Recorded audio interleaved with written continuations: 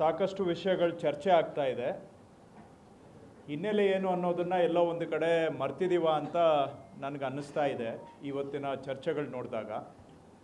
ನನಗೆ ಇರುವ ತಿಳುವಳಿಕೆ ಪ್ರಕಾರ ಪ್ರಪಂಚದ ಅತಿ ದೊಡ್ಡ ಲೈಂಗಿಕ ದೌರ್ಜನ್ಯ ಪ್ರಕರಣದ ಬಗ್ಗೆ ಇವತ್ತು ಚರ್ಚೆ ಆಗ್ತಾ ಇರೋದು. ರಿಪೀಟ್ ಮಾಡ್ತೇನೆ, ಯಾಕೆಂದರೆ ಬಹುಶಃ ಇದರ ಪ್ರಾಮುಖ್ಯತೆ ಏನು ಅನ್ನೋದು, ಅದರ ಪ್ರಾಮುಖ್ಯತೆಯನ್ನೇ ನಾವು ಮೈಮರೆತಿದ್ದೇವೆ ಅಂತ ನನಗನ್ಸುತ್ತೆ. ಪ್ರಪಂಚದ ಅತಿ ದೊಡ್ಡ ಲೈಂಗಿಕ ದೌರ್ಜನ್ಯ ಪ್ರಕರಣ ಇದು. ಚಾಲೆಂಜ್ ಮಾಡ್ತೇನೆ. ಇನ್ನೊಂದು ಉದಾಹರಣೆ, ಪ್ರಪಂಚದಲ್ಲಿ ಇಷ್ಟು ಮಹಿಳೆಯರ ಮಾಂಗಲ್ಯ, ಹಿಂದೂ ಮಹಿಳೆಯರ ಮಾಂಗಲ್ಯ ಹರಣ ಮಾಡಿರುವಂಥ ಇನ್ನೊಂದು ಉದಾಹರಣೆ ತೋರಿಸ್ಬಿಡಿ. ಯಾವ ಜಾತಿ, ಯಾವ ಧರ್ಮ ಇಷ್ಟೊಂದು ಮನೆಗಳನ್ನು ಬೀದಿಗೆ ಹಾಕಿ ಮನೆ ಹಾಳು ಮಾಡುವಂಥ ಇನ್ನೊಂದು ಪ್ರಕರಣ ಇದ್ದರೆ ಮಾತಾಡಿ ಯಾರಾದರೂ. ಇವತ್ತು ವ್ಯವಸ್ಥಿತವಾಗಿ ಇಡೀ ಒಂದು ಜಿಲ್ಲೆಯಲ್ಲಿ, ಇನ್ನೆಲ್ಲೆಲ್ಲಿ ಏನು ನಡೆದಿದೆ ನಮಗೆ ಗೊತ್ತಿಲ್ಲ, ಒಂದು ಜಿಲ್ಲೆಯಲ್ಲಿ ಯಾರ ಮನೆಗೆ ಹೆಜ್ಜೆ ಇಟ್ಟರೆ ಅವರ ಮನೆಯನ್ನು ಹಾಳು ಮಾಡುವಂಥದ್ದು ನಡೆದಿದೆ ಅನ್ನುವಂಥ ಆರೋಪ ಇದೆ. ಮಾನಹರಣ, ಶೀಲಹರಣ, ಮನೆ ಹಾಳು, ಮಾಂಗಲ್ಯ ದೋಚಿರುವಂಥ ಪ್ರಕರಣ ಇದು ಮೂಲ ಪ್ರಕರಣ.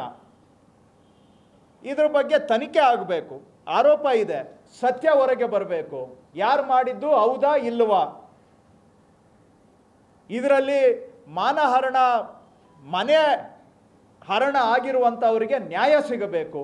ಯಾರು ತಪ್ಪು ಮಾಡಿದ್ದಾರೆ ಅವರಿಗೆ ಶಿಕ್ಷೆ ಆಗಬೇಕು.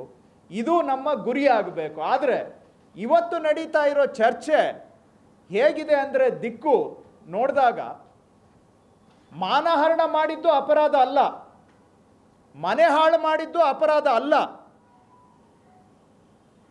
ಮಾಂಗಲ್ಯ ದೋಚಿದ್ದು ಅಪರಾಧ ಅಲ್ಲ, ಇದರ ಬಗ್ಗೆ ಮಾತಾಡಿದ್ದು ಅಪರಾಧ.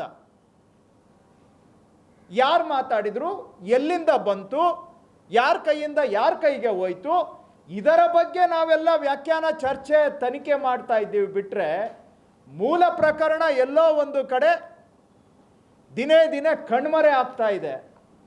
ಇದನ್ನು ನೋಡಿದಾಗ ನನಗೆ ಅನುಮಾನ ಬರ್ತಾ ಇದೆ. ಇವತ್ತು ಚರ್ಚೆಯ ದಿಕ್ಕು ನೋಡಿದಾಗ ಮೂಲ ಹಗರಣವನ್ನು, ಪ್ರಪಂಚದ ಅತಿ ದೊಡ್ಡ ಲೈಂಗಿಕ ದೌರ್ಜನ್ಯ ಪ್ರಕರಣವನ್ನು ಮುಚ್ಚು ಹಾಕುವಂಥ ವ್ಯವಸ್ಥಿತ ಪ್ರಯತ್ನ ನಡೀತಾ ಇದೆ ಅನ್ನೋ ಆತಂಕ ನನ್ನ ಮನಸ್ಸಿನಲ್ಲಿದೆ. ಗ್ಯಾರಂಟಿ ನ್ಯೂಸ್, ಸುದ್ದಿ ಖಚಿತ, ನ್ಯಾಯ ನಿಶ್ಚಿತ.